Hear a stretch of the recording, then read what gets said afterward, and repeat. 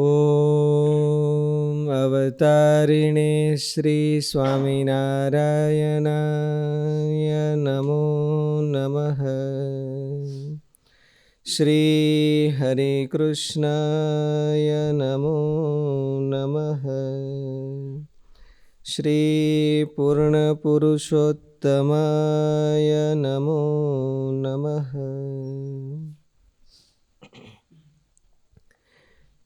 પાદ બીજું, સૂત્ર નંબર 13. સતી મૂલે તદ વિપાકો જાતિ આયુર્ભોગાઃ. જ્યાં સુધી અવિદ્યાદિ ક્લેશો રૂપી મૂળ છે ત્યાં સુધી તે કર્માશયનું પરિણામ પુનર્જન્મ, આયુષ્ય અને ભોગ રહે છે. કર્માશયનું મૂળ અવિદ્યાદિક ક્લેશો છે. ક્લેશ મૂલ કર્માશય દ્રષ્ટ જન્મ વેદનીય. સતી મૂલે તદ વિપાકો જાતિ આયુર્ભોગ. એટલે ક્લેશનું મૂળ છે પૂર્વના કર્મ, પૂર્વના સ્વભાવો, અને એ જ્યાં સુધી કર્માશય હોય ત્યાંથી એનો પરિપાક જે આ ત્રણમાં થાય છે એ મટે નહીં, જન્મ મરણ મટે નહીં એમ કહેવાય. ક્લેશ મૂલ કર્માશય એટલે કર્માશયનું મૂળ ક્લેશ છે એમ થાય? નહીં, કર્માશય મૂલો ક્લેશ. ક્લેશસ્ય મૂલમ કર્માશય, એવો અર્થ કરો, એવો સમાસ. ક્લેશ મૂલ યસ્ય સહ, એવો કર્માશય એમ નહીં. ક્લેશસ્ય મૂલમ કર્માશય. ક્લેશસ્ય મૂલમ ઇતિ ક્લેશ મૂલમ. રાજ્ઞઃ પુરુષ ઇતિ રાજપુરુષ. ષષ્ઠી તત્પુરુષ સમાસ લેવાની. ક્લેશ છે એ કર્માશયનું મૂળ ભવિષ્યનું થઈ શકે. ભવિષ્યમાં કર્માશયને જન્મ આવે છે એટલે દેહ લીધી પગન્યાથી બે થઈ શકે. ક્લેશ હોય તો નવો કર્માશય જન્મે, અને આ જે ક્લેશ જન્મા છે એ જૂના કર્માશયના પરિપાક રૂપે જન્મા છે. એટલે વાસના અનાદિ છે કે એના આધારે ક્લેશ અનાદિ ગણાય અને પછી કર્મ થાય એવું ન ગણાય? ક્લેશ અનાદિ ન ગણાય. ક્લેશ ન ગણાય. પણ ક્લેશ છે એ જીવે સેટિંગ કરેલા છે. ભગવાને બુદ્ધિ, ઇન્દ્રિય, મન, પ્રાણ આપ્યા અને સામગ્રી આપીને મોકલ્યો કે જાતું, એટલે ક્લેશ પછી એને વધાર્યા છે. તો કારણ શરીર ને ક્લેશમાં શું ફેર ગણાય? કઈ ફેર નહીં. કારણ શરીર અનાદિ છે એનો અર્થ એવો છે કે ક્યારથી સ્ટાર્ટિંગ થયું એવું નથી એમ. પણ મહારાજ એવું કીધું કે આદિ સતયુગમાં બધા બ્રાહ્મણ હતા, બધા ભગવાનનું ભજન કરતા હતા, બધાને ઘેરે કલ્પ વૃક્ષ હતા, અને બધા એના સંકલ્પ પ્રમાણે બધી થતું હતું. એવું ક્યારે હતું નહીં, પણ એનો અર્થ એવો છે કે સ્ટાર્ટિંગ પોઈન્ટ આવો કહેવાય. એમાંથી આ બધું થયું હોય તો જેમ જેમ કર્મ કરતા ગયા એવા એવા ભાવને પામતા ગયા. હવે એવા ભાવને પામતા ગયા તો કારણ શરીર રહ્યું નહીં. કારણ શરીર મિનિંગલેસ થઈ ગયું. એટલે મહારાજે આ પછીની પ્રોસિજર બતાવવા માટે એવું કીધું કે, અને કદાચ ને સૃષ્ટિનો પણ આદિ તો છે નહીં, જીવનો આદિ પણ છે નહીં. એટલે કેદી બ્રાહ્મણ હોય ને કેદી ઓલું કલ્પવૃક્ષ હોય ને ઘેરે. એટલે સ્ટાર્ટિંગ પોઈન્ટ નથી, પણ ધારો કે સ્ટાર્ટિંગ પોઈન્ટ હોય તો એનો આવો અર્થ થાય.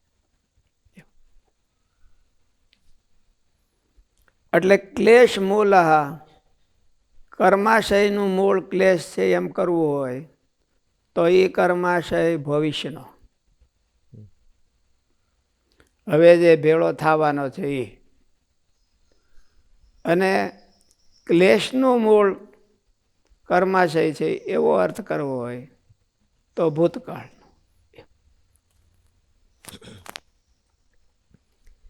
જ્યાં સુધી અવિદ્યાદી ક્લેશોરૂપી મૂળ છે ત્યાં સુધી તે કર્માશયનું પરિણામ પુનર્જન્મ, આયુષ્ય અને ભોગ રહે છે. કર્માશયનું મૂળ અવિદ્યાદી ક્લેશો છે.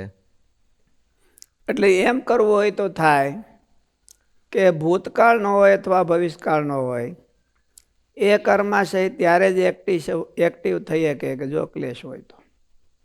એટલે એવી રીતે એનું સંચાલક છે, કર્માશયનો સંચાલક છે એ ક્લેશ છે.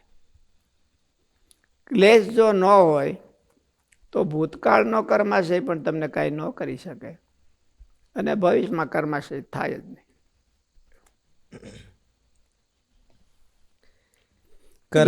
એટલે એવી રીતે એને ક્લેશ ને બધાનું મૂળ ગણાવી શકાય.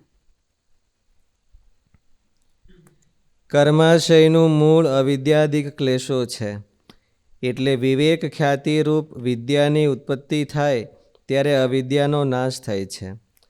અવિદ્યાનો નાશ થતાં નવો કર્માશય સંચિત થવાનું બંધ થઈ જશે. પરંતુ વિદ્યોત્પત્તિ પહેલાંનો જૂનો સંચિત કર્માશય તો જેમનો તેમ જ ઊભો છે. તે પણ અસંખ્યાત છે. તેનો ભોગથી ક્ષય કરવો અસંભવ છે. વિદ્યાની ઉત્પત્તિ થયા પછી પણ જો આ કર્માશય સક્રિય રહેશે તો સંસારનો ઉચ્છેદ થવો અશક્ય બની જશે. ત્યારે વિવેક ખ્યાતિ ઉત્પન્ન કરવાનો પુરુષાર્થનો કોઈ અર્થ રહેશે નહીં. એ મોટી સમસ્યા છે. તેમનું સમાધાન આ સૂત્ર કરે છે. સતી મૂલે તદ વિપાકો જાતિ આયુર્ભોગાહ. અહીંયા સતી મૂલે તદ વિપાકો જાતિ આયુર્ભોગાહ એટલે સતી મૂલે એટલે સતી કર્માશય, બોલો સતી ક્લેશ. ક્લેશ જો હોય તો એનો જાતિ આયુ ભોગ ફળ ભોગવવું પડે. ક્લેશ જો ન હોય, અવિદ્યા, અસ્મિતા, રાગ, દ્વેષ ને અભિનિવેશ ન હોય, પાંચેયમાંથી એકે, જો એકેય હોય તો ભોગવ્યા વિના છૂટક્યો નહીં. જો એ એકેય ન હોય તો પછી એને ભવિષ્યનો કર્માશય ઉત્પન્ન થતો નથી ને ભૂતકાળનો કર્માશય કાંઈ એને પૂરું કરી શકતો નથી. એટલે ક્લેશ છે એમ એ બધાનું મૂળ છે એવો અર્થ તો થયો. આમ તો અર્થ તો એવો થયો કે ક્લેશ છે એ બધાનું મૂળ છે. કર્માશય અને એમ ગણીએ તો એ વાંધો નહીં કે ભૂતકાળનો જે કર્માશય થયો છે એ ક્લેશને લઈને જ થયો છે. ક્લેશ જો ન હોત તો ન થતો. કર્માશય સ્વતંત્ર રીતે ફળ આપવા સમર્થ થતો નથી. ક્લેશોના સહકારથી અર્થાત ક્લેશોની સક્રિય હાજરી હોય તો જ કર્માશય ફળ આપી શકે છે. એટલે ભગવાને એવું કીધું કે યસ્ય નાહંકૃતો ભાવો બુદ્ધિર યસ્ય ન લિપ્યતે હત્વાપી ઈમાન લોકાન. તો આખા જગતને કાપી નાખે. ન અંતિ નિબધ્યતે. તો એ મારતોય નથી એટલે એને કોઈ કર્મ લાગતું નથી અને એને બંધન પણ થતું નથી. શું કરવાને? ક્લેશ નથી. એટલે ક્લેશ નથી.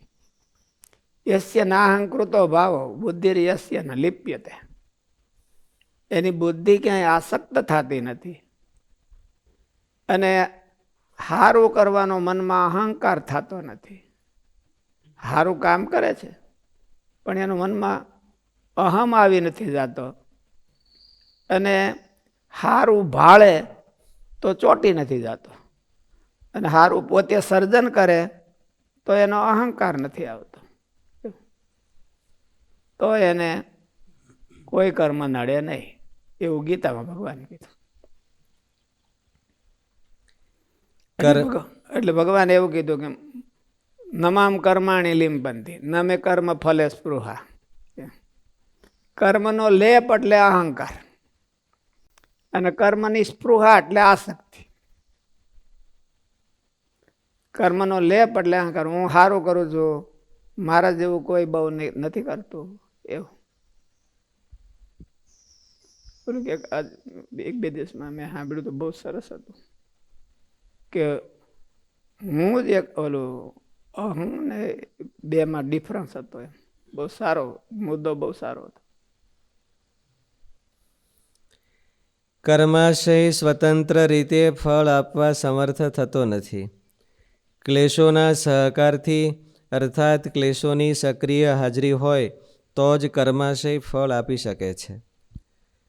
ક્લેશોનો ઉચ્છેદ થયા પછી ગમે તેવો પ્રબળ કર્માશય અકિંચિતકર બની રહે છે.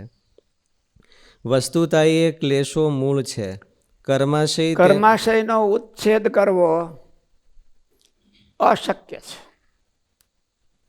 કારણ કે એ અનંત જન્મના છે. ભોગવીને તો કોઈ પૂરું થાય નહીં.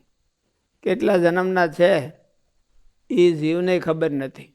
મહારાજે એવું કીધું કે આ જીવ સમુદ્રનું પાણી હોય એટલું તો માતાનું દૂધ ધાવ્યો છે.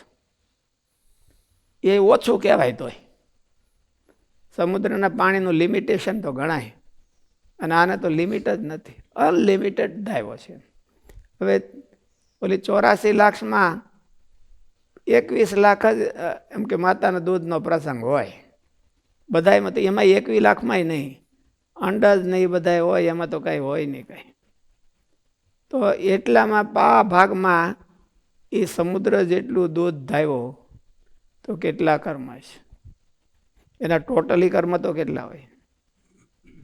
એટલે એન્ડલેસ કહેવાય, એ અનલિમિટેડ કહેવાય. એનો કોઈ દી ઉચ્છેદ શક્ય નથી. ક્લેશોનો ઉચ્છેદ શક્ય છે,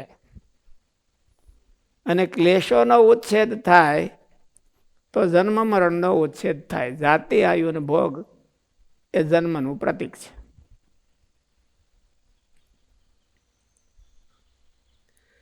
વસ્તુતા એ ક્લેશો મૂળ છે. કર્માશય તેનાથી જીવિત રહે છે. એવા અર્થમાં મૂળ છે. એને આધારે કર્માશય જીવે છે, એક્ટિવ થાય છે, ફળ આપે છે, બધું કરે છે, મોટો થાય છે. વસ્તુતા એ ક્લેશો મૂળ છે. કર્માશય તેનાથી જીવિત રહે છે. આપણે સાધુએ કોઈ દી આવો વિચાર કર્યો ન હોય કે મારું આ જન્મ મરણનો હેતુ આપણને પોતાને, બીજાને તો વિચાર કરે કે ભાઈ મરી જાવું. એટલે કીર્તન ભગતે હમણાં પાકું કર્યું છે ને, સગું નથી કોઈનું રે, કર પ્રભુ સંગાતે દ્રઢ પ્રીતડી. એ બધું કોકને કહેવાનું છે. આપણે તો કઈ વિચાર કરતા નથી. મારા હૃદયમાં કેટલા ક્લેશ છે અને હું નિર્ભય થઈને બેસી ગયો છું બીજાને ઉપદેશ દેવા જ, એવો વિચાર આપણે નથી કરતા હોતા. કોઈ નથી કરતું. ગ્રહસ્થ તો ન કરે, પણ ઉપદેશ દેનારાય ન કરે. એટલે ઓલાને લાગે નહીં કે એ આપણી જેવા છે. આ તો ખાલી સ્ટેજ પ્રોગ્રામ છે. સ્ટેજમાં ઓલું લડવાનું હોય, પૃથ્વીરાજ ચૌહાણ થઈને આવ્યો હોય ને બધા ડાયલોગ બોલતો હોય, એ તો ખાલી સ્ટેજ પ્રોગ્રામ હોય. ડાયલોગને એને કાંઈ હાંધો ન હોય. વસ્તુતા એ ક્લેશો મૂળ છે. કર્માશય તેનાથી જીવિત રહે છે. તે કર્માશયનો પરિપાક જાતિ, આયુષ્ય અને ભોગ છે, અને તેનું ફળ સુખ દુઃખ છે. એને કર્મ વિપાક કહેવાય. મહારાજે કર્મ વિપાક ગ્રંથ વંચાયો હતો એવું સ્વામીની વાતોમાં આવે છે. એટલે જાતિ, આયુર, ભોગ એ એનું જે ડિસિઝન છે એ કર્મ વિપાક ગ્રંથ કહેવાય છે. આમાં એનો થોડોક અંશ આપ્યો છે. મહારાજે હોતે થોડો અંશ વચનામૃતમાં આપ્યો છે. ક્લેશરૂપ મૂળ જીવંત અવસ્થામાં હોય તો જ કર્માશય ફળ આપી શકે છે. વિપાકની ઉત્પત્તિમાં કર્માશય ઉપાદાન કારણ છે અને ક્લેશો નિમિત્ત કારણ બને છે. એટલે માટીમાંથી ઘડો બનાવવો હોય તો કુંભાર છે એ નિમિત્ત કારણ બને, અને માટી છે એ ઉપાદાન કારણ બને, એમ કહેવાય સમજવા માટે. તો એમ બીજો નવો જન્મ લેવો હોય તો કર્માશય છે એ ઉપાદાન, કર્માશય છે એમાંથી બને છે. અને બનાવનારો કોણ? ક્લેશો. કુંભાર બનાવે એમાં ક્લેશ છે એ નવો જન્મ બનાવે છે કુંભારની જગ્યાએ. કુંભાર જીવતો હોય તો અનલિમિટેડ ઘડા બનાવી જ રાખે. કુંભાર મરી ગયો હોય ને માટી પડી હોય તો એની જાડે ઘડા બની જાય એવું ન બને. એમ કર્માશય પડ્યો હોય તો એની જાણે જન્મ મરણ થઈ જાય એવું નહીં. આ કુંભાર છે, આમાં 5 કુંભાર છે, એકાદો તો હાજર હોય જ. 5 કુંભાર છે એટલે માટલા ઘડી રાખે ને ભાઈ એકાદો તો કાંઈ નહીં, આ તો 5 છે અને બહુ દમ ધોકારે એનું હાલે છે કામકાજ, એટલે ઘડાનો પાર જ નથી રહેતો. ઘડા એટલે શરીરો. અનંત જાતના પતિશીર થાય, શ્વાન શુકર ખર જેવાય, એવું સંતોએ લખ્યું છે. વિપાકની ઉત્પત્તિમાં કર્માશય ઉપાદાન કારણ છે અને ક્લેશો નિમિત્ત કારણ બને છે. આ ભણનારાને સમજવા જેવું છે.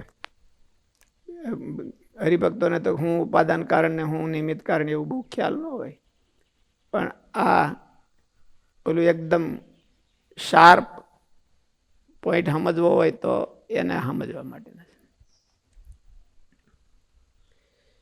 નિમિત્ત કારણની ગેરહાજરીમાં ઉપાદાન કારણ સામગ્રી માત્ર બની રહે છે, પણ કાર્યરૂપ પરિણામ સર્જી શકતું નથી. કુંભાર એક્ટિવ ન હોય તો ઘડા કે માટીના વાસણ કાંઈ થાય નહીં. માટી ભલે ને ગમે એટલી પડી હોય, ગધેડા પાટા ઉલાળતા હોય તો એ કાંઈ થાય નહીં. કુંભાર વિના કોણ કરે? એટલે આ ક્લેશો બધાય છે એ કુંભારની જગ્યાએ છે, એ બનાવી રાખે છે. નિમિત્ત કારણની ગેરહાજરીમાં ઉપાદાન કારણ સામગ્રી માત્ર બની રહે છે, પણ કાર્યરૂપ પરિણામ સર્જી શકતું નથી. વિપાકોત્પત્તિમાં ક્લેશોની મહત્તા આજે સમનારે આ માટીને ઉદ્દીપન તો ન કહીએ કઈ ને સ્વામી? ચલો, માટીને ઉદ્દીપક તો ન કહી શકાય ને. ના ના, ઉદ્દીપક ન કહેવાય. હા, ઉપાદાન. ઉદ્દીપક જુદું. કહીએ કે પ્રકૃતિ પુરુષની વાતમાં આવે છે ઉપાદાન ને ઉદ્દીપન.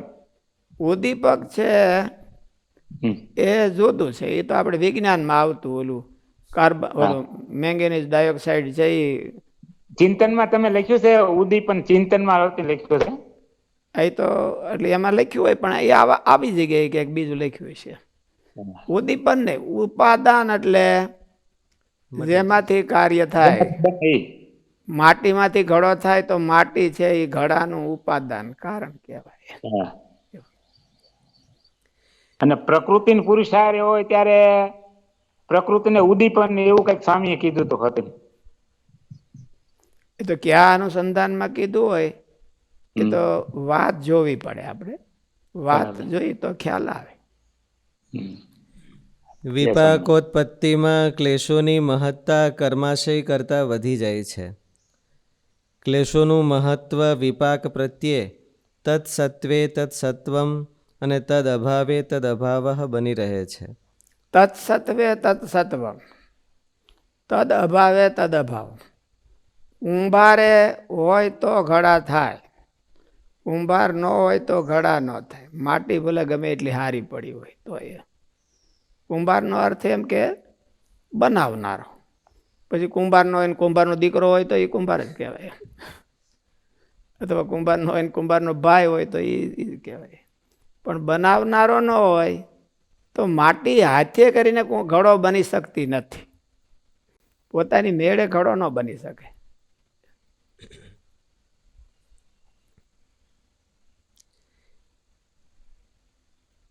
ક્લેશો અને કર્માશય બંને વિપાક પ્રતિ કારણભાવમાં રહે છે અને બંને સ્વતંત્રપણે વિશેષતાઓ છે, છતાં જન્મ મરણ આદિ વિપાક ઉત્પત્તિમાં ક્લેશોની જે વિશેષતા છે તે કર્માશયમાં નથી રહેતી.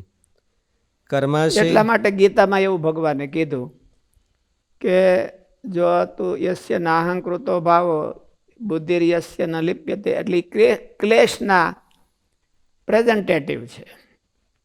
એ ક્લેશનો સંક્ષિપ્ત અર્થ કરી લીધો છે ભગવાને. 5 ને બદલે 2માં સમાવી લીધા છે. આ 2 વાના ન હોય અને ઓલા બધાય હોય તોય પણ જન્મ મરણ ન આવે. એટલે મહત્તા આ બેની થઈ. ભલે સામૂહિક રીતે ઓલો એકબીજા વિના એકબીજા કરી નથી શકતા, પણ તોય મહત્તા આની થઈ. આ હોય તો કામ થાય ને આ હોય તો ન થાય. ઉપાદાન કારણ હોય તો કામ થાય ને ઉપાદાન ન હોય તો કામ ન થાય, એવું નહીં. ન હોય તો ન થાય એ સાચી વાત, પણ હોય એટલે કામ થઈ જ જાય એવું નહીં. એટલે અનંત જન્મના કર્મ, સંચિત કર્મો પડ્યા હોય એટલે એને જન્મ મરણ લેવો જ પડે એવું નહીં. એનામાં ક્લેશ છે કે નહીં, આ ગણાય ભાઈ. અવિદ્યા, અસ્મિતા, રાગ, દ્વેષ અને અભિનિવેશ, પાંચમાંથી એકેય છે કે નહીં? એટલે ભગવાને એનું સંક્ષિપ્ત કરીને બે વાના કર્યા. આસક્તિ ને અહંકાર છે કે નહીં, તો એને જન્મ મરણ આવે. આસક્તિ ને અહંકાર હાવ ઝીરો થઈ ગયા હોય તો જન્મ મરણ ન આવે. આસક્તિ છે એ અસ્મિતામાં આવી જાય. એટલે પાંચનું સંક્ષિપ્ત કર્યો. આસક્તિ, રાગ દ્વેષ ને અભિનિવેશ છે એમાં આસક્તિ આવે, અને અહમતા ને મમતા એમાં અહમ આવે. અસ્મિતા છે એ અહમમાં આવે. યસ્ય નાહંકૃતો ભાવ, એમાં અહમમાં અસ્મિતા આવી જાય. કારણ કે અહમ ની હારે મમતા જોડાયેલી છે. મમતા છે એ જાજી અહમમાંથી નીકળેલી, જન્મેલી છે.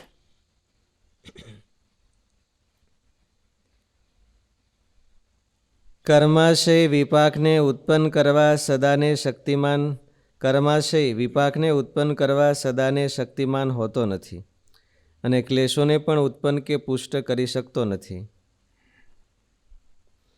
જેમ કે જીવન મુક્ત પ્રારબ્ધથી,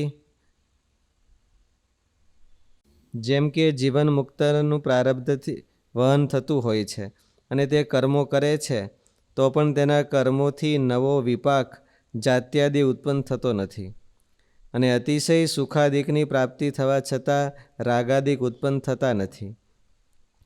જ્યારે અવિદ્યાદિ ક્લેશો સ્વતંત્રપણે કર્માશયને ઉત્પન્ન કરવા સમર્થ બને છે. દાખલા તરીકે કોઈને ઝીરો બેલેન્સ કર્માશય બની ગયો, આ એક ધારણા માત્ર છે. કોઈને ઝીરો બેલેન્સ કોઈનું કર્માશય હોય નહીં, પણ માની લ્યો કે ઝીરો બેલેન્સ છે. મહારાજે ભગવાનમાં કીધું કે આદિ સતયુગમાં આમ હતું. એમ બધા બ્રાહ્મણ હતા, કોઈને કાંઈ કર્મ હતું નહીં, સુખ દુઃખ હતું નહીં, હવને ઘેરે કલ્પવૃક્ષ, હવને બધાને હેલિકોપ્ટર, બધા એવું જ હતું.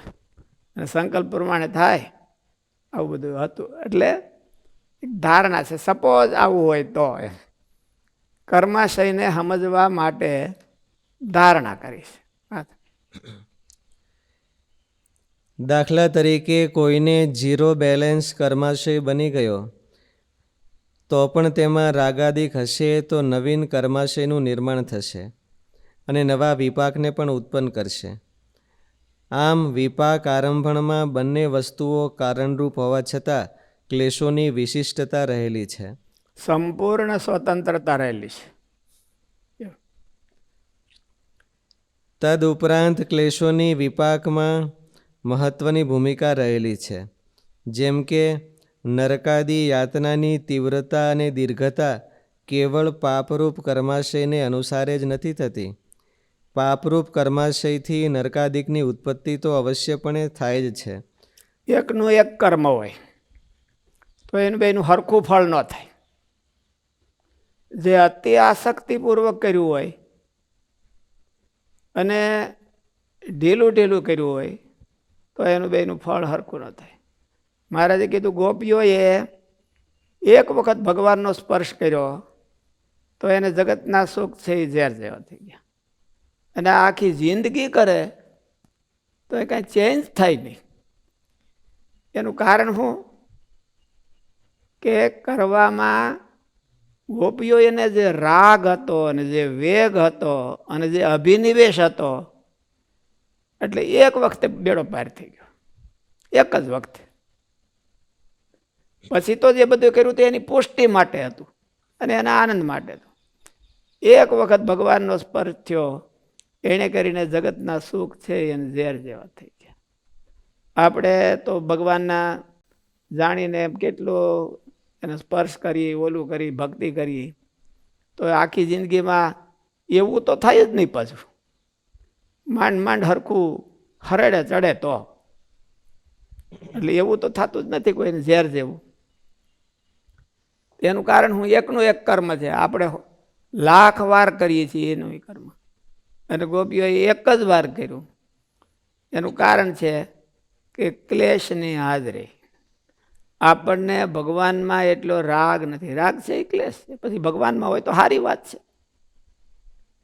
આપણને ભગવાનમાં એવો રાગ, એવો વેગ એવું નથી જેવું ગોપીઓને શ્રી કૃષ્ણ ભગવાનમાં હતો. આપણે કહીએ ખરા કે ભાઈ અમારા ભગવાન સર્વોપરી, એમ એવું આપણે કહીએ ખરા કે બધા અવતારના અવતારી, પણ એ માયલું ઘેરે કાંઈ નહીં, આપણે ઘેરે કાંઈ નહીં. હાલો, મારા બાપા હતા, એને પેઢીઓ હતી, એમ કે આખા વિદેશમાં વેપાર કરતા હતા. તમે શું કરો છો? તો કે હોટલમાં ઠામણા ઉઠકો છો. એવી બધી વાતો છે આપણે તો.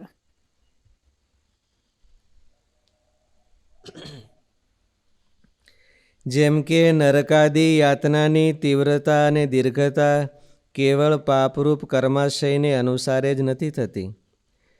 પાપરૂપ કર્માશયથી નરકાદિકની ઉત્પત્તિ તો અવશ્યપણે થાય જ છે, પરંતુ તે પાપ કર્મ અતિ રાગપૂર્વક કરાયેલા હોય તો યાતનાની તીવ્રતા અને દીર્ઘતા અતિ વધી જાય છે, અને રાગની મંદતાપૂર્વક થયા હોય તો યાતનાની સામાન્યતા રહે છે. તેથી વિપાક આરંભણમાં ક્લેશોની અતિ અગત્યની ભૂમિકા રહે છે. ત્યાર પછી કર્માશયની ભૂમિકા ગણાય આમ છે. તો ભગવાને ગીતામાં તો ક્લેશોની સંપૂર્ણ ભૂમિકા રહેશે. ક્લેશને આધારે જ વિપાક થાય છે. ત્યાર પછી કર્માશયની ભૂમિકા ગણાય છે. જ્ઞાનથી, વિવેક ખ્યાતિરૂપ જ્ઞાનથી ક્લેશોની દગ્ધ બીજ ભાવ અવસ્થા પ્રાપ્ત થાય છે. તે અવસ્થા પામ્યા પછી નવા કર્મો અર્થાત કર્માશય ઉત્પન્ન થતો નથી. તે પ્રતિપ્રસવ હેયા સૂક્ષ્મ. વિવેક ખ્યાતિ થાય એટલે મહારાજ કે આત્મા અનાત્માનો વિવેક થાય, અને દેહ ને આત્મા જુદા છે એવું વિવેક થાય તો ઓલા ધીરા પડી જાય છે, એટલે સૂક્ષ્મ દશાને પામી જાય છે. ધ્યાન હેયા તદવૃત્તય એવું કીધું. ધ્યાન એટલે વિવેક ખ્યાતિ. વિવેક ખ્યાતિથી અને એ ધીરા પડે છે. અને પ્રતિપ્રસવ હેયા સૂક્ષ્મ નાશનીય, એટલે એ એનાથી નાશ થાય છે. હે એટલે નાશ કરવાનો.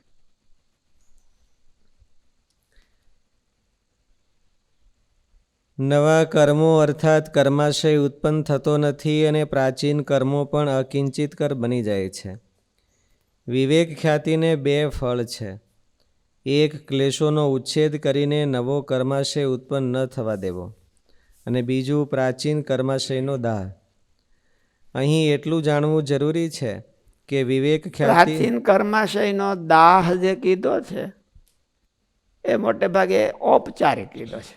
પ્રાચીન કર્માશયનો દાહ ત્યાં લાકડા નથી તે બળી જાય, પણ એનો અસ્પર્શ એ કર્માશય એને જન્મ મરણ લેવડાવે નહીં. ભગવાન એનાથી વિખૂટા પાડી અને એની વ્યવસ્થા બીજાને કરી દે છે. એમ કીધું, જે એને મદદ કરનારા હોય, ભગવાનને રસ્તે હાલ્યો એને મદદ કરનારા હોય તો એના ભાગમાં એને સારા કર્મ આપી દે છે.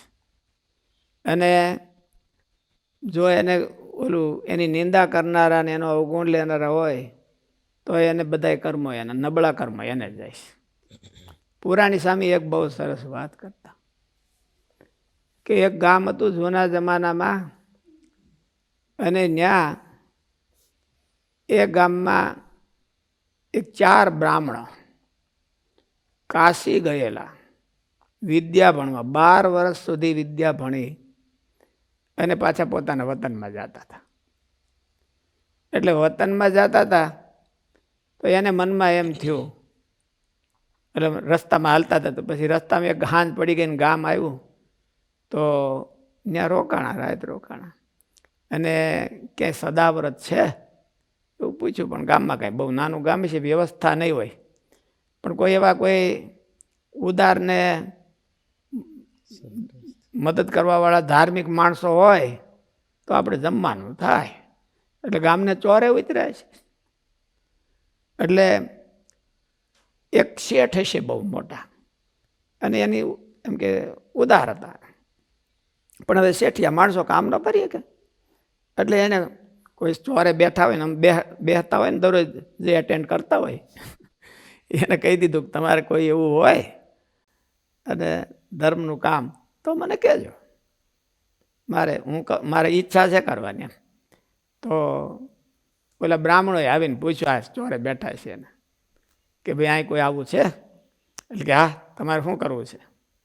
એટલે કે અમારે ભોજનની વ્યવસ્થા કરવી. તો કે વાંધો નહીં, તમે બેહો. એ બોલો દોડ્યો ગયો શેઠને પાસે. એ ધાર્મિક છે ને એના મનમાં ભાવના કે હાલો આપણે કાંઈ આપણે ઘેરે સગવડતા તો નથી પણ આપણે એટલી મદદરૂપ થાય યાને. એટલે બપોરે આવ્યા એવું કેમ કે બપોરનો ટાઈમ હતો ને ત્યારે આવે છે. એટલે એ ગયો શેઠને ઘેરે ગયો. શેઠના મનમાં બહુ આનંદ થયો કે ઓહો, કાશીના ભણેલા અને વિદ્વાન બ્રાહ્મણો છે તો એને જમાડવાનું બહુ મને મોટો સારો મોકો મળી ગયો. એને આખું ઓલું પહેલાં જૂના જમાનામાં ઓલા હુંડલી હતી એટલે એમાં બધાએ વાસણ ગોઠવી દીધા. ઘી, તેલ, સાકર, બધું જે લોટ ને બધી જે સામગ્રી હતી બધી ગોઠવી દીધી અને ઓલા માણસને દીધું કે જા પોગાડીએ જાતો.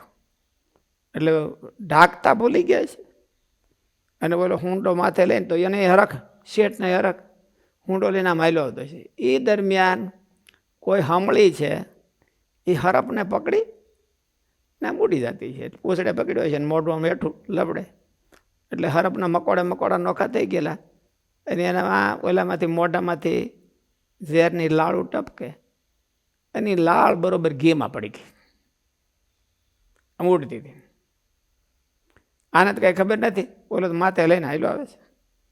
એટલે હમળી એ વહી ગઈ ને પછી લાળ આને બધે બ્રાહ્મણોએ બધે એકદમ ઉત્સાહથી રસોઈ કરી જેમાં અને ચારે સુઈ ગયા. ગામમાં હાહાકાર થઈ ગયો. એટલે પેલા ચિત્રલેખાને એ ઓલા લેખ કોણ લખે છે? ચિત્રગુપ્ત અને વિચિત્રગુપ્ત. એને મનમાં એમ થયું કે આ 4 હત્યા થઈ એ કોને ખાતે લખવી? શેઠને ખાતે લખવી? ઓલો માણસો સીધા પોગાડનારો એને ખાતે લખવી? આમાં ક્યારે કાંઈ ખબર પડતી નથી. ચિત્રગુપ્ત અને વિચિત્રગુપ્ત મૂંઝાઈ ગયા. વિચિત્રગુપ્ત હતા તોય મૂંઝાઈ ગયા, નકર વિચિત્રગુપ્ત તો મૂંઝાય નહીં, ચિત્રગુપ્ત વળી મૂંઝાઈ જાય. એટલે આમ મૂંઝાઈ ગયા. એટલે એને યમરાજાને પૂછ્યું કે મહારાજ આવું થયું છે, આ 4 હત્યા અમારે લખવી કોને? કે વાંધો નહીં, વેઇટ, ખાલી જગ્યા રાખો અને આગળ તમે કામ કરો તમારું. 2-3 દી થયા, 4-5 દી થયા છે ને પાછા બીજા 4 બ્રાહ્મણ આવ્યા અને એણે પૂછ્યું તો ચોરે 2-3 ખળ બેઠા છે. તો એને કીધું કે હા હમણાં 4ના બલી ચડાવ્યા છે અને આ બીજા 4 છે એને લાવો લઈ લઈએ. એટલે યમરાજાએ કીધું કે ઓલી ખાલી જગ્યા પડી છે ને આને ખાતર લખીને, આને કાંઈ લેવા કે નહીં દેવા. અને તોય આખા જગતની પંચાયતની જગતની નિંદા કરી રાખે.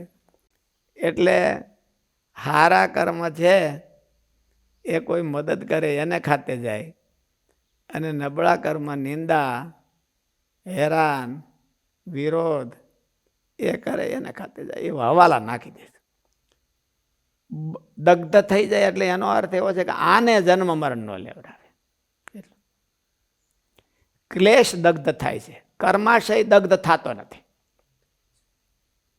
ક્લેશ દગ્ધ થાય છે એટલે ક્લેશ છે એ આને એક્ટિવ થઈ જાય, એ ફળ અપાવીએ કે એવા રહે નહીં. રાગ છે એ રાગનું કામ પરિણામ આવે એવું રાગ ન રહે.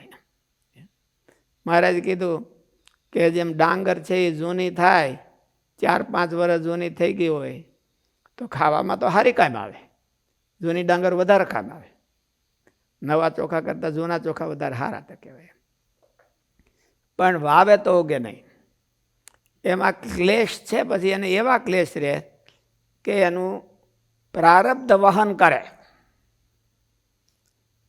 અને નિભાવ કરે શરીરનો, પણ જન્મ મરણ લેવરાવે એવા ન રહે. એને બધાને મારું તારું તો હોય, આ મારું શરીર છે, એને ખવડાવતા પીવડાવતા હોય, એવું બધું કરે, પણ એને જન્મ મરણ લેવરાવે એવા ન રહે. મહારાજની મર્યાદા ભંગ કરાવે એવા જોરદાર ન રહે. મહારાજની મર્યાદામાં અંદર રહી કામ કરે. વિવેક ખ્યાતિને બે ફળ છે. એક, ક્લેશોનો ઉચ્છેદ કરીને નવો કર્માશય ઉત્પન્ન ન થવા દેવો, અને બીજું, પ્રાચીન કર્માશયનો દાહ. અહીં એટલું જાણવું જરૂરી છે કે વિવેક ખ્યાતિ પૂર્વ કર્મનો નાશ નથી કરતી, પણ દાહ ભાવને પમાડી દે છે. અહીં આવી રીતે સમજી શકાય કે કર્માશય બીજને સ્થાને છે. તેને ક્લેશરૂપી પાણીનું સિંચન થાય છે ત્યારે જ બીજ અંકુરિત થાય છે અને પાકનો વિપાકનો આરંભ થાય છે. આ ધરતીમાં ઉનાળામાં કાળી ભખાણ ધરતી પડી હોય, એમાં બીજ બધા હોય, પણ ઉગે નહીં. વરસાદ થાય તો ઉગે, એ ક્લેશની હાજરીમાં ઉગે, નહીં તો ઉગે નહીં. બીજ અને ક્ષેત્ર હોવા છતાં પાણીનો યોગ ન થાય તો બીજ અંકુરિત થતું નથી અને લાંબો સમય જમીનમાં પડી રહેતા બીજ ઉગી શકે તેવી અવસ્થામાં રહેતું નથી. તેથી સૂત્રના આરંભમાં કહેલી સમસ્યા હલ થઈ જાય છે. કર્માશયનો વિપાક થાય છે ત્યારે જાતિ, આયુષ્ય અને ભોગને પામે છે, અર્થાત કોઈપણ પ્રકારનો દેહ ધારે છે. જ્યારે જીવે દેહ ધાર્યો હોય તો તે વિપાક છે, પણ જે કર્માશયને આધારે અર્થાત જે સંસ્કારોને આધારે દેહ ધાર્યો હોય ત્યારે પણ તે વિપાકના મૂળભૂત સંસ્કારો તો હાજર જ હોય છે અને તે ભોગના સંસ્કારો હોય છે. કોઈપણ નિમિત્ત હાજર થતાં કે આલંબન હાજર થતાં તે સંસ્કારોને આધારે સ્ફુરણા ઉઠે છે. તેને વાસના કહેવાય છે. વાસનાનો વિપાક નથી હોતો, પણ કોઈપણ કર્માશયનો વિપાક થવા માટે તેને અનુરૂપ વાસના અવશ્ય હોવી જોઈએ. તે ક્લેશોની સાથે મળી વિપાક એટલે સુખ દુઃખ. વાસના છે એ વધે ઘટે છે, પણ એનો વિપાક નથી હોતો. એ વધે ને વાસના વધે એટલે પેલા કર્મને એક્ટિવ કરે અને કર્મનું ફળ થાય. કે વાસના છે એટલે ફળ ન થઈ જાય. દાખલા તરીકે આપણને તીવ્ર વાસના છે તો એ પુણ્ય પાપ ઊભા ન કરી શકે, પણ વાસના છે એ કર્મને પ્રેરે. મને બહુ ભડભડિયો છે એટલે હું એવું કર્મ કરું અને એ કર્મનો વિપાક આવે એટલે સારું નરવું ફળ મળે. નકરી વાસના છે એ કઈ વિપાક નો ઊભો કરી શકે. વિપાક એટલે જન્મ મરણ, દેહ ધરાવવો, એને વિપાક કહેવાય. તે ક્લેશોની સાથે મળીને કર્માશયમાંથી જન્માદિ વિપાક ઉત્પન્ન કરવામાં કારણરૂપ બને છે.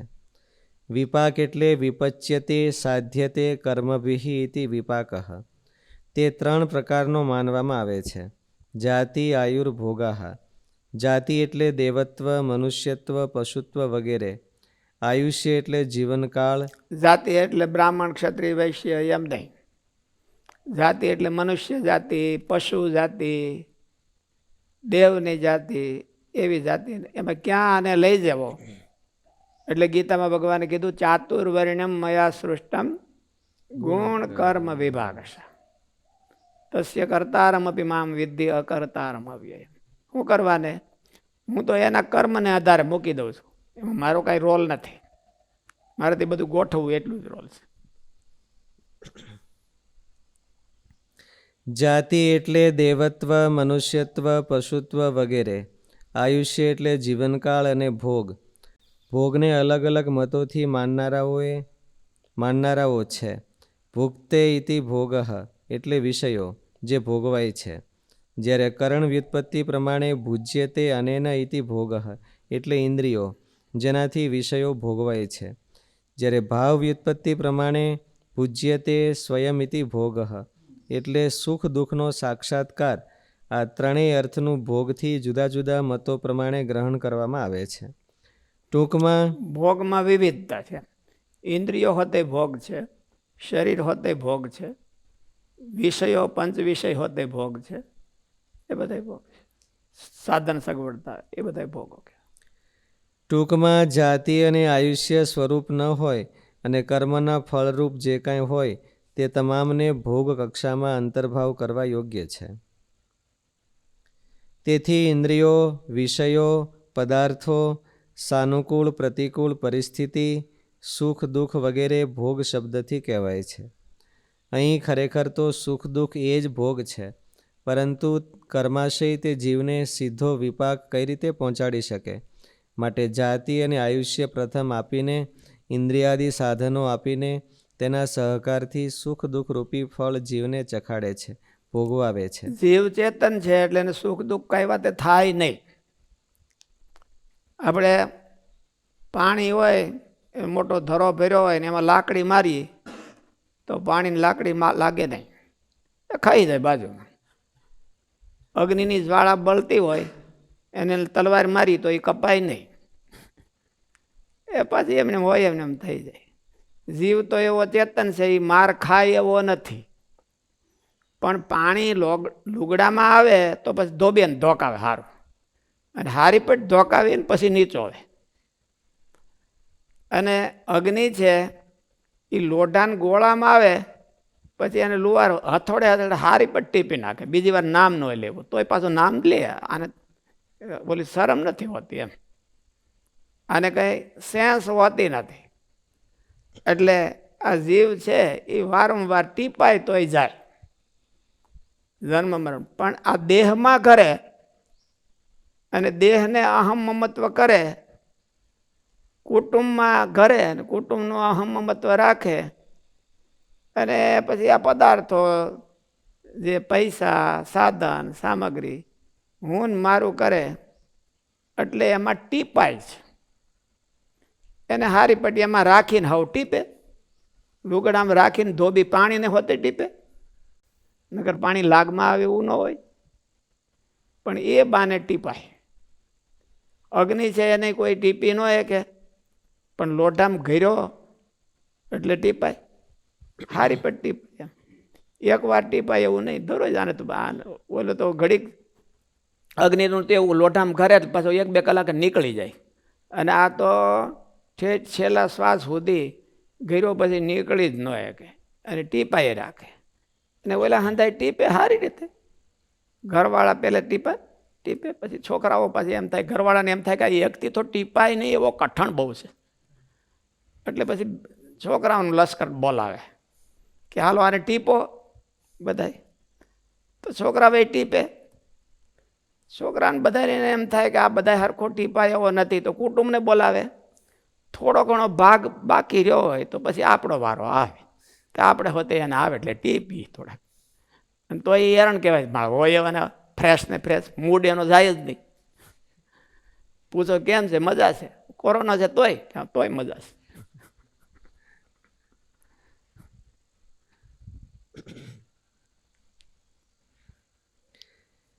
આ રીતે કર્માશય એટલે જીવે પોતે કરેલા કર્મનો જથ્થો. તે જન્માદિ વિપાકમાં કારણરૂપ થયો. તેના જાતિ આયુ અને ભોગ બને છે. પરંતુ તે કર્મનો વિપાક કેવી રીતે થાય છે તેના સ્પષ્ટીકરણ માટે પ્રથમ અનેક ધારણાઓ કરીને તેમનું નિરાકરણ કરીને ભાષ્યકાર સિદ્ધાંત રજૂ કરે છે. હવે આ જીવ છે એ મનુષ્ય દેહમાંથી મરવાનો થયો ત્યારે એને બીજો જન્મ ક્યાં દેવો એનું નક્કી કરવા માટે પેલો આખો કર્માશય ઉમટે. મારે જેવું કીધું છે ને કે મૃત્યુ સમય આવે ત્યારે એને મૂર્છા અવસ્થા આવે છે, એને મૃત્યુની થપાટ કહેવામાં આવે છે. માણસને મૃત્યુની થપાટ પછી ભગવાનનો ભગત હોય તોય પણ લાગે અને અભક્ત હોય તો પણ લાગે. મૃત્યુ સમય એનો એનો પ્રારબ્ધ ખૂટી જાય ને છેલ્લો શ્વાસ બાકી રહે ત્યારે મૃત્યુ આવીને એને એવી એવી જોરદાર થપાટ મારે તો એને મૂર્છા આવી જાય. મૂર્છા આવી અને એને કાંઈ બેલેન્સ રહેતું નથી. એની બુદ્ધિને પર મૂર્છાનો અર્થ એવો છે કે બુદ્ધિનું બેલેન્સ ન રહે, વિવેક ન રહે. એટલે બુદ્ધિને સાઈડમાં મૂકી દે. બુદ્ધિ સારથી છે ને, નકર આનો રથ હાંકી જતી હોય, પણ બુદ્ધિને લઈને મૂકી દે. અને ઓલા કર્મ છે એ એનું સ્ટેરિંગ પકડી લે. આને કેની કોર લઈ જાઓ. કર્માનુગો ગચ્છતિ જીવ એક, એવું કહેવાય છે. છેલ્લા શ્વાસ પછી કર્માનુગો ગચ્છતિ જીવ એક. મહારાજે જુદું કરી દીધું. ભગવાનનો ભગત હોય ને આશરો કર્યો હોય, દ્રઢ હોય, તો મહારાજ છેલ્લા 2-3 શ્વાસ હોય એને પહેલા પૂગી જાય, લઈને ઓલા આને ધોકાવે નહીં પાછા. એટલે મહારાજ પૂગી જાય અને મહારાજ કહે અને ભગવાનનો ભક્ત હોય એને ભગવાનના દર્શન થાય, અને ઓલો પાપી જીવ હોય તો એને જમના દર્શન થાય. જમના દર્શન થાય તો આને ફે ફાટી જાય, એટલે શરીરના બધા બંધ છે એ છૂટી જાય. એટલે મરણ ટાણે પાપી જીવોની દશા બહુ ભૂંડી હોય છે અને જોવા જેવી ન હોય. અને જો ભગવાનનો ભક્ત હોય તો એને ભગવાન એને આખી જિંદગી ભગવાનની ભક્તિ કરી એટલે એને બચાવે અને આવી જાય છે અગાઉ અને એને લઈ જાય છે. એટલે હવે પણ જેને જન્મ મરણ ચાલુ છે એને નવું પ્રારબ્ધ બંધાય છે. તો નવું પ્રારબ્ધ છે એ પેલા જૂના જે સંસ્કારો છે, જૂના કર્મો છે, બધા ભેળા થઈને આવ્યા હોય તો એ બધાનું એક ભેળા કરીને મિશ્રણ કરી અને શરબત બનાવે. એક તપેલાનું શરબત બનાવે અને પછી એમાંથી ગ્લાસ પાય. એવી રીતે પ્રારબ્ધ બને. આ એક વિકલ્પ છે. બીજો વિકલ્પ એ છે કે બધા કર્મો ખડકાયેલા છે, જૂના બધા હેઠે અને નવા બધા ઉપર, એટલે નીચેથી કાઢતા જાય ને આનું પ્રારબ્ધ બનાવતા જાય. એવું પણ શક્ય નથી. શરબતની જેવું શક્ય એટલા માટે નથી. શું કરવા? આખી જિંદગી સુખ દુઃખ હરખા રહે. એકો સરખો ટેસ્ટ હોય બધામાં, ગમે તે આખા તપેલામાંથી ગમે તેથી બધું હરખું જ હોય, અને આખી જિંદગીમાં કોઈને હરખું રહેતું જ નથી. એટલે જુદા જુદા ટેસ્ટ આવે છે. ક્યારેક ક્યારેક તો બહુ કડવો આવે અને ક્યારેક ક્યારેક બહુ મીઠો ટેસ્ટ આવે. એટલે શરબત જેવું મિશ્રણ નથી આ કર્મનું. તે બીજો વિકલ્પ એવો હતો કે નીચેથી લેતા જાય તો કોઈ દી પાર ન આવે, અને નીચેથી લેતા જાય તો એક ધારું જ રહે. જો નીચેથી હાથમાં નબળું કર્મ આવી ગયું તો ઠેઠ લગી આનું એનું એ છે, અને નીચેથી હાથમાં નીચેથી અથવા ઉપરથી બંનેમાંથી એવું લે તો પછી કેમ કરવું આને? કેવી રીતે કર્મ વિપાક ઊભો થાય છે? એટલે એનો શાસ્ત્રમાં એવું જવાબ દીધો. મહારાજે ચોથું વચનામૃત છે, એમાં આપણે ચિંતનમાં લખ્યું છે. ત્રીજું વચનામૃત એમાં ચિંતનમાં લખ્યું છે. એટલે મહારાજ કર્મ બધા આવે તરત જ. મૃત્યુની થપાટ લાગે એટલે એને કહેવાય કર્મ ઉત્થ. કરંડિયામાં હરફ, વાદીના કરંડિયામાં હરફ સૂતો હોય પછી એને બોલો આમ ધક્કો મારે, ઝટકો મારે, એટલે બોલો ખીજાળ પ્રાણી રહ્યું એટલે આમ તરત જ ફેણ ચડાવે મારે. એમાંના કર્મો બધા ખીજાઈને બેઠા હોય. મૃત્યુની થપાટ લાગે બધા ઓલા કે ઉભર હું એને શિક્ષા કરી દઉં, ઓલો કે હું કરી દઉં, ઓલો કે મારે બાકી છે, એ બધા આવે. અને એમાં બળવાન કર્મ હોય એ આગેવાન થાય, અને નબળા હોય એ તો બધા માણસમાં એ ઓલું છે ને ઓલામાં એ છે. એટલે બળવાન કર્મ આગળ આવે અને આનું સ્ટેરિંગ પકડી લે કે આને હવે આ બાજુ લઈ જાવ. એટલે બળવાન કર્મ. પછી દાખલા તરીકે બળવાન કર્મ છે એ ગધેડામાં લઈ જાય એવું હોય તો પછી ભગવાન એનો વ્યવસ્થા કરે. ગધેડું 20 વર્ષ જીવતું હોય તો 20 વર્ષમાં ભોગવાઈ રહે એટલા કર્મનો જથ્થો લાઈન થઈ હોય ને, પછી લાઈન નથી કટ કરી દે કે હવે જાઓ તમે, પછી તમારો વારો અટાણ નથી, આજ ઓફિસ બંધ થઈ જાય છે, કાલ આવજો. આપણે ઓફિસમાં લાઈનમાં બેઠા હોય ત્યારે એવું થાય છે ને, આ ઓલા ભાઈ અમેરિકાની ઓલી એમ્બેસીની લાઈન હોય તે લાઈન તો 1 કિલોમીટર એટલી હોય. પછી ઓલા કે ભાઈ હવે શટ થઈ ગયું, બાણું બંધ થઈ ગયું, એટલે જાઓ હવે કાલે આવજો. કાલે તમે વહેલા ઉઠીને તમે 12 વાગ્યાની લાઈનમાં સૂઈ જાઓ તો વાંધો ન આવે ને વાંધો. એટલે પેલા કર્મનું ભગવાન અને એટલું જે જ્યાંથી કટ કરી હોય એ લાઈનનું પેકેજ બનાવે અને આ જીવની ભેળું પકડાવે કે જાઓ એટલું પેકેજ લઈને 20 વર્ષમાં તારે ગધેડામાં એટલા ડફણા ખાવાના, એટલું હારવાનું, એટલું ટીપાવાનું અને એટલું તને ક્યારેક ક્યારેક ચણા મળશે. ચણા હોતે લખ્યા હોય ને પાછા. કાલે આપણે મેગીની વાત આવી હતી એટલે ગધેડાને મેગી, ચણા એ મેગી કહેવાય. માણાને મેગી એટલે માણાને ગાજર હોય, એમ ગાજર ટાંગે ને આગળ. એટલે કે એને પેકિંગ કરીને મોકલી દે. પછી એ પ્રમાણે એ કર્મ હોય એ પ્રમાણે સુખ દુઃખ ના આવે. ગધેડામાંથી માણસ થવાનો હોય તો માણસનું તો 100 વર્ષનું આયુષ ગણાય. એટલે ઓલી લાઈનમાંથી 100 વર્ષનું પેકિંગ કરે. જેટલા વર્ષ હાલવાનો હોય, જ્યાં જવાનો હોય એનું જેવડું પેકિંગ હોય એવડું પેકિંગ કરે અને એ પ્રમાણે પછી સુખ દુઃખ આવે. ઓલા બધા ઘણા જૂના હોતે બળી ગયા હોય ને ઘણા નવા હોતે હોય, બે હોય. એ તો બળિયા પ્રમાણે લાઈન થાય. એને કહેવાય કર્મ વિપાક. જાતિ આયુર્ભોગ. જાતિ, આયુષ અને ભોગ એમાં પણ વધારે ઓલું ડીપમાં ગયા હોય તો એનું શરીર આ પ્રારબ્ધ તો થઈ ગયું. પ્રારબ્ધમાંથી શું બને તો કે અર્ધા કર્મમાંથી આખું શરીર બન્યું, અર્ધા કર્મમાંથી સંબંધી અને અર્ધા કર્મમાં ઓલું એમાં બાકી વધ્યા એમાંથી ઓલું ભોગ. ભોગ, ધન, સાધન, સમૃદ્ધિ, સુખ એ બધું. એટલે પામાંથી અને પામાંથી સંબંધી અને 50% આ શરીર. એ પછી જેવું શરીરની હારે કેવી લેણા દેવી છે. ઘણાય તો ઘણાને કાંઈ આમ ચીપડા જેવા હોય એને કાંઈ વાંધો જ ન હોય, પાણા નાખે તો પતી જાય. અને ઘણાને તો હજી પવન તો બહાર વાતો હોય તો અહીંયા અડ એવું થઈ જાય, ઘા ભેડા જીવડા પડી જાય. એટલે એવું થાય. શરીરની હારે લેણા દેવી છે. હવે નહીં બળવાન કર્મ હોય એના આધારે જન્મ આવે કે વાસના હોય એના આધારે બીજો જન્મ આવે? એટલે વાસના પૂર્વક કર્યા હોય એ જ બળવાન હોય. જે બહુ વાસના પૂર્વક કર્યા હોય, બળવાન કોને ને નિર્બળ કોને એ પછી નોખું પાછું એનો કે આ કર્મ વિપાક છે ને આખો ગ્રંથ છે. એટલે બળવાન જે અતિ વાસના પૂર્વક કર્યા હોય, અતિ વેગ પૂર્વક કર્યા હોય એ કર્મ બળવાન થાય અને એ પછી આગેવાની લે. પછી આગળ વાસનાને જુદી કીધી તો ક્લેશ અને વાસના, વાસના બે જુદા છે? વાસના અને ક્લેશ, વાસના અને ક્લેશ એ બે જુદા થઈ ગઈ. વાસના અને ક્લેશ.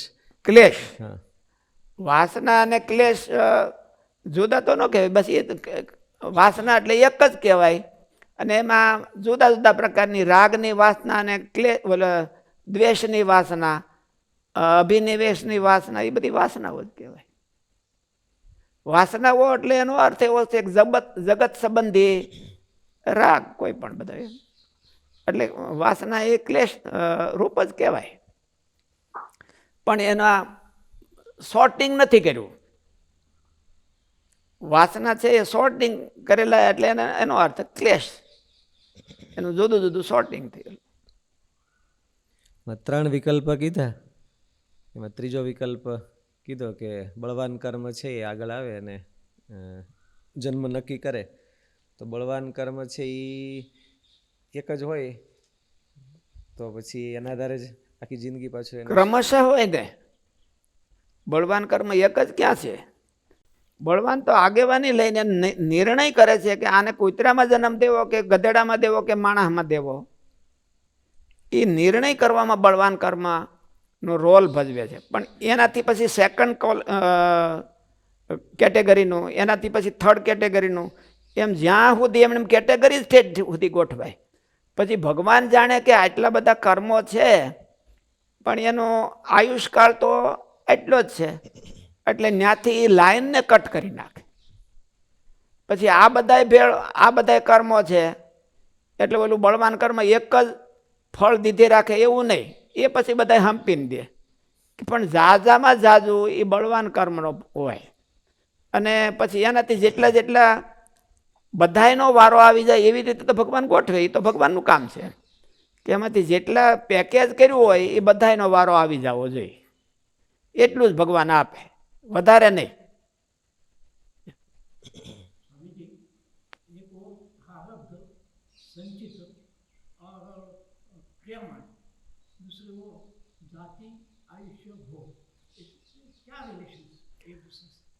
क्रियमाण तो अभी अपन करते हैं वो है, वो प्रारब्ध में, ये प्रारब्ध तो दोनों जन्म के बीच की अवस्था है. क्रियमाण है और प्रारब्ध है. भविष्य हम करते हैं वो तो अभी नहीं है. ये तो दोनों जन्म के बीच में डिसीजन क्या लेना, तो तभी वो कर्म, सब कर्म एक साथ आके कैटेगरी के अनुसार वो एक line, one line, single line होता. सिंगल लाइन होता तो उनमें वो जजमेंट, ये लाइन में वो जो कर्म वो सिंगल लाइन है उनके आधार पे ही ये कहाँ जाएगा वो डिसीजन हो जाता. वो डिसीजन हो जाता. बाद में भगवान निर्णय करते हैं कि उनकी आयुष 20 साल की ही रहती, उनकी आयुष 50 साल की ही रहती, उनकी आयुष 100 साल की रहती. तो 100 साल में जितना भोग हो सके उधर से लाइन कट कर देते हैं. वो प्रारब्ध है, वो 3 बात में बंटवारा होता. शरीर संबंधी और सुख, उनको धन योग बोलते हैं. पैसे, પૈસામાંથી બધી સમૃદ્ધિ ને બધું સુખ સગવડતા હોય છે.